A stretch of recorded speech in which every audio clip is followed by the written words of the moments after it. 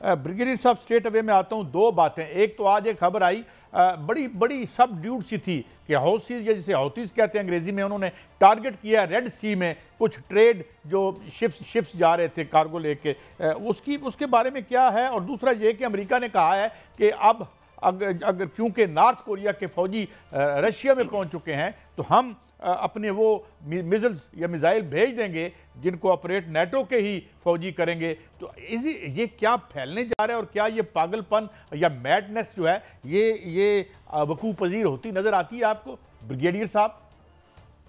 जी बहुत शुक्रिया काजी साहब। देखें, पहली बात जो है हौतीस की यहाँ हमने बात की है, तो हौतीस जिस तरह जिस लोकेशन में वो हैं, स्पेशली वो रेड सी को भी डोमिनेट कर रहे हैं, अरेबियन सी में भी है, और बाब अल मंदब जो बेसिकली स्टेट है तो वहाँ पे भी बैठे हुए हैं। तो बहुत हौतीस बहुत स्ट्रॉन्गेस्ट फोर्स है, आप इसको समझ लें मलेशिया है और ये स्पोर्ट में है, और आप समझ इसको प्रॉक्सी भी कह लें, but that is this is the strongest proxy है रीजन के अंदर।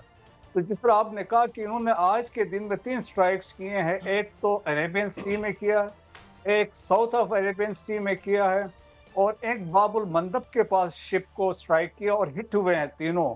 और उन्होंने एक प्रेस रिलीज भी जारी की है, और इसके बाद देखें कि ये तीनों शिप जा रहे थे इजराइल।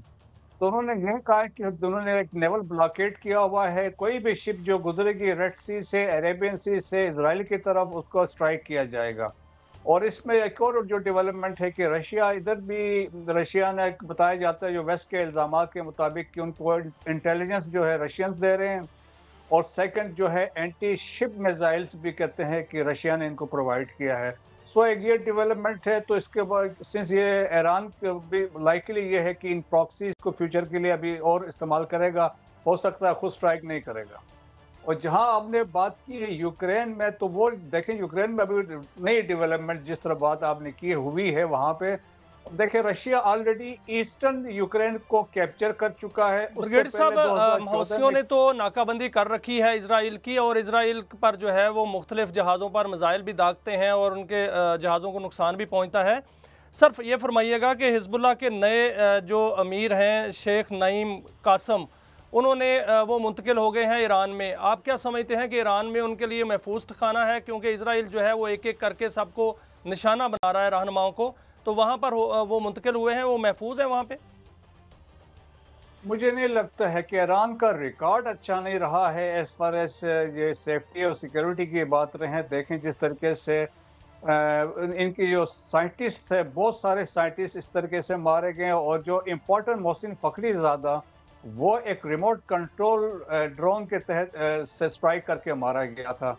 और इसके अलावा बहुत सारे अंदर जो इंटरनली वहाँ पे उनके एजेंट्स हैं, और स्पेशली वो कहते हैं कि अंदर से इंस्ट्रूमेंटल होते हैं बात चीज़ें करने में।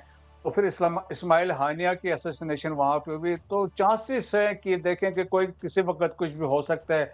इट डिपेंड्स कि कब तक वो वहाँ पे सेफ रहते हैं या उसको किस तरीके से वहाँ। लेकिन सर ईरान जो है वो लंबी जंग के लिए तैयार है, क्योंकि उन्होंने अपने दिफाई बजट में 200% इजाफा कर दिया है। तो ईरान तो लंबी जंग के लिए जो है वो तैयार हो रहा है। अगर ऐसा होता है तो फिर इजराइल के लिए मुश्किल तो बन जाएगी सर। देखिए मेरे ख्याल में लंबी जंग के चांसेस नहीं है। ईरान के अपने मसाइल हैं, बाकी मिडिल ईस्टर्न कंट्रीज के अपने मसाइल हैं, ईरान के इकानमी में मसाइल हैं, आप सैंक्शंस लगे हुए हैं, तो बहुत सारी चीज़ें हैं। वो अपने आप को इकानमी को बेहतर करना चाहते हैं, और वो एक जो इम्पैक्ट अपना जो है रीजन में वो जो है वो उसको रिस्टोर करना चाहते हैं। और देखेंगे इनके जो प्रॉक्सीज हैं वो अंडर अटैक हैं, हिजबुल्लाह वाले हैं, हमास वाले हैं, हौतीस भी हैं, तो वो भी चीज़ें इनके लिए मसाइल बन रहे हैं। फिर इंटरनेशनली एक देखें जिस तरीके से एक ओपिनियन बन रहा है, और वेस्टर्न एक ओपिनियन बिल्ड कर रहे हैं अगेंस्ट ईरान, तो बहुत सारे मसाइल हैं। और देखें जिस तरह सुप्रीम लीडर ने भी कहा है कि कोशिश ये होगी कि अपना आप को पहले बिल्ड करें, इसी तरह इनके प्रेसिडेंट मसूद पजेश्कियान ने भी यही कहा है कि हमारी प्रायोरिटी होनी चाहिए, हम अपना आप को मजबूत करें, इसके बाद मेरे ख्याल में कोई किसी उस पर। अच्छा ब्रिगेडियर साहब, एक बात मैं और चाहूँगा, आपने ये कहा है अगर मैंने गलत नहीं सुना कि जो 3 जहाज हिट किए हाउसीज ने या हौतीज ने वो हिट हुए, तो इज देयर एनी एस्टिमेशन और न्यूज़ अबाउट दी जो डैमेज किस हद तक हुआ?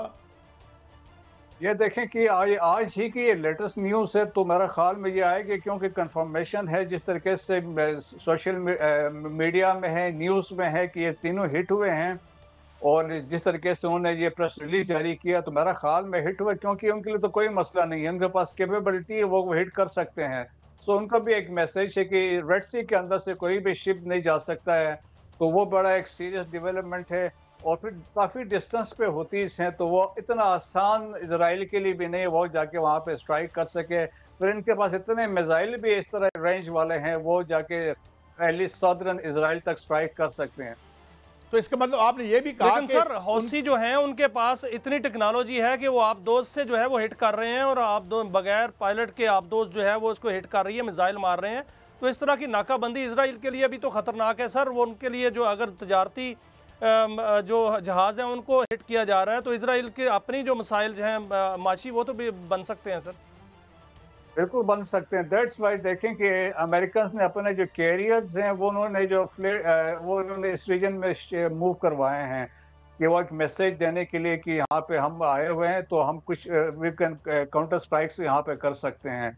लेकिन इसराइल के लिए लंगर उसमें ये एक बड़ा मसला होगा, और यहाँ से कोई भी शिप जो है रेस्पेक्टिव किसी भी मुल्क का है, but it is heading towards Israel, तो वो उसको या स्ट्राइक यहाँ से उनको टारगेट किया जाएगा।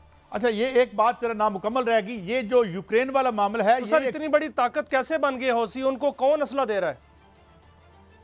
हूतीस देखें तो पहले से एस्टेब्लिश, वो देखें डिवाइड थे, गवर्नमेंट थी वहाँ पे, फिर तकसीम हो गए थे। हूतीस एक गवर्नमेंट सना में, एक अदन में है, लेकिन हूतीस ये है कि वहाँ पे लोग सारे वैसे इनको रेस्पेक्ट भी करते हैं, स्ट्रांगेस्ट भी हैं, फिर ईरान की तरफ से सपोर्ट भी थी। ब्रिगेडियर साहब, वन लास्ट क्वेश्चन, ये फरमाइए कि ये जो जो जो यूक्रेन वाला मामला है, यहाँ कोई सेंस प्रिवेल करेगी या ये मैडनेस आपको लगता है? जी देखें काजी साहब, ये बड़ी सख्त सीरियस डेवलपमेंट हुई। 10,000 के करीब नॉर्थ कोरियन वहाँ पे पहुँच चुके हैं, और ये स्पेशल ऑपरेशन फोर्सेस हैं, जो दुनिया में सबसे ज़्यादा फोर्सेस जो हैं 2 लाख के करीब हैं, जो नॉर्थ कोरिया के पास हैं, और स्पेशलाइज किस्म के ये फोर्सेस हैं जो वहाँ पहुँच चुके हैं। और देखिए नॉर्थ कोरिया ये दुनिया का मिलिटराइज कंट्री है, ये 4th लार्जेस्ट आर्मी है, 1.3 मिलियन आर्मी है, 7.6 मिलियन रिजर्व्स हैं, तो 30% ऑफ पॉपुलेशन इनकी रिजर्व्स है, न्यूक्लियर वेपन्स हैं, मिसाइल्स हैं।